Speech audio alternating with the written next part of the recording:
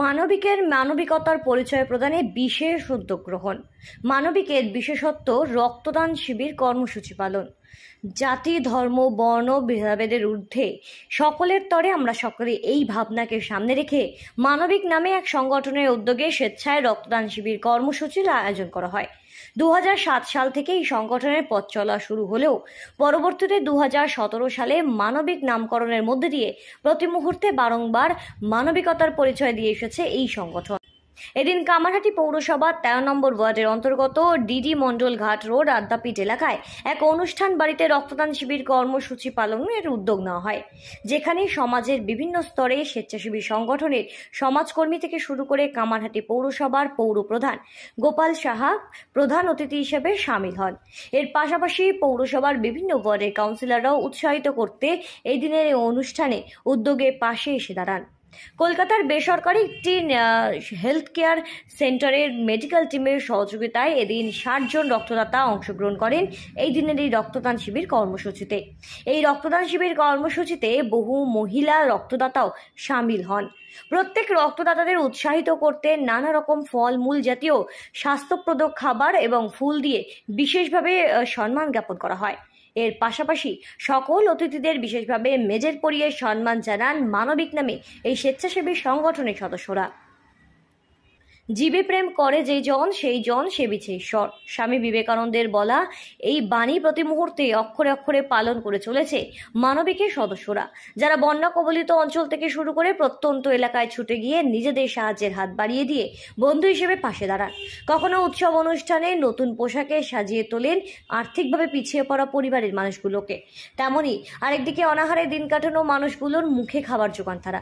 Thalassaemia রোগাক্রান্ত বেশ কয়েকজন রোগীদের বাঁচার রসদ যোগান অনবরত এই সংগঠনের সদস্যরা। আর তাই এই সংগঠনের কর্ণধার প্রণব ভট্টাচার্যের তদারকিতে প্রতি বছর এই রক্তদান শিবির কর্মসূচি পালনের মধ্য দিয়ে থ্যালাসেমিয়া রোগাক্রান্ত যে সমস্ত রোগী তাদের পর্যাপ্ত পরিমাণ রক্তের যোগান দিয়ে প্রাণ বাঁচান এই সংগঠনের সকল সদস্যরা। শুধু তাই নয়, প্রয়োজনে মুমূর্ষু রোগীর প্রাণ বাঁচানোর ক্ষেত্রে নিজেরাও রক্ত দিতে পিছুপা হন না এই সংগঠনের সকল সদস্যরা।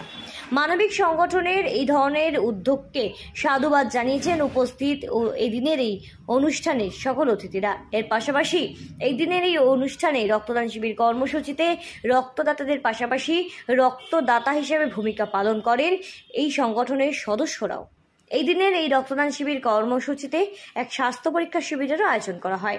যে মানুষের যেভাবে রক্তের প্রয়োজন হচ্ছে, তারপরেতে আমরা এই আমাদের মানবিক সংগঠন গত 23শে জানুয়ারি 20 জন ব্লাড ক্যান্সার পেশেন্টের দায়িত্ব নিয়েছে।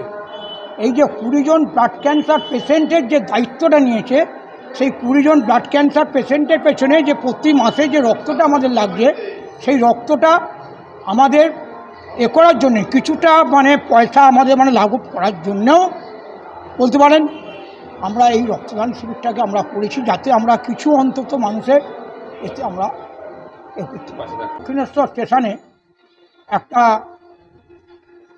বাচ্চা মেয়ে, বয়স খুব বেশি হলে বোধহয় 14-15 বছর হবে, মারা গেছে। তার মা তার মাথাটা তার কোলে নিয়ে ওই মানুষের কাছ থেকে চাইছে ওটাকে তার সৎকাজ করা হবে, তার দাহ কার্য সম্পন্ন করবে।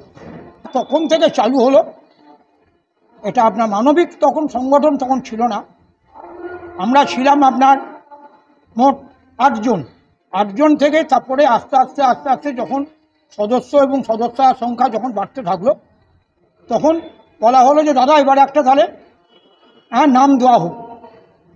তখন আমাদের যিনি পৌর প্রধান এখন গোপাল সাহা উনি ছিলেন, সেই সভাতে আমরা সবাই মিলে একটা ঠিক করলাম যে এইটা মানবিক দেওয়া হোক। হচ্ছে মানুষের স্বার্থে কাজ করে, মানুষের প্রয়োজনে কাজ করে, সেই জন্য তারা মানুষের প্রতি দায়বদ্ধতাকে মাথায় নিয়ে মানুষের জন্য কাজ করতে হবে, সেই জন্যে তারা আজকে রক্তদান শিবিরের আয়োজন করেছে। রক্ত তো খুবই প্রয়োজনীয় জিনিস মানুষের অসময়, আর বিশেষ করে গরমকালে এই রক্তের ঘাটতি খুবই দেখা যায়। তো এই সমস্ত ক্যাম্পের মাধ্যমে অনেক সময় কিছু নেগেটিভ ব্লাডও আমরা জেনে থাকি যে পাওয়া যাচ্ছে। তো এই সমস্ত ব্লাড যেগুলো পাওয়া যায় না, সেগুলো তো মানে খুবই গুরুত্বপূর্ণ ব্লাড। এইসব ক্যাম্পগুলোর মাধ্যমে জানা যায় কার ব্লাড কী গ্রুপ কী অবস্থায় আছে। তো এটা খুবই ভালো মাত্রার একটা ক্যাম্প হয়েছে। আগামী দিনে আমি চাই এই ক্যাম্পটা আরও বড় আকারের হোক এবং আমাদের এলাকার মানুষদের প্রয়োজনে কাজে লাগুক। আদ্যাপীঠ থেকে সৃঞ্চেরি পোদ্দারের রিপোর্ট, সঠিক বার্তা।